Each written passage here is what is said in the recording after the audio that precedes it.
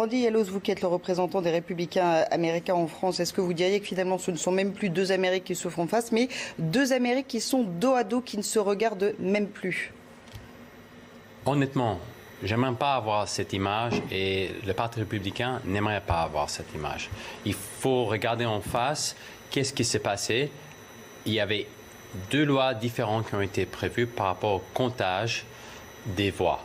Il y avait la loi en Pennsylvanie qui a prévu clairement et expressément que les comptages des voix auraient pu commencer dès le lendemain pendant 3 jours. Et ça a été approuvé par la Cour suprême d'État de Pennsylvanie. Et les autres États, ils ont commencé à compter les bulletins de vote par correspondance déjà avant. Et il n'y avait aucune loi qui avait prévu la prolongation et l'arrêt de ces comptages parce que quand on met en place une prolongation, il faut mettre en place la protection des boîtes dans laquelle on met ces bulletins de vote pour éviter la fraude.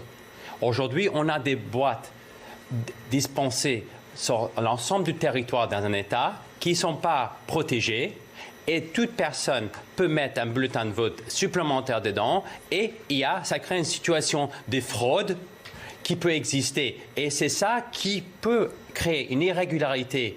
Et pourquoi M. Trump a dit qu'il y a la procédure est viciée? Non, c'est un problème parce que aujourd'hui, il y a une question qu'on va dans les Michigan, tout d'un coup, dans les comptages des voix, on se trouve 200 000 nouvelles voix d'un coup pour M. Biden qui apparaissent. Non, qui d'un coup, ils apparaissent en une minute. Donc c'est à la Cour suprême finalement ça viendra de trancher si jamais on ne s'en sort pas et que ce ça sera à la Cour suprême de trancher dans cette affaire-là. Éventuellement, ils vont saisir les juridictions et on espère que ça va aller assez vite.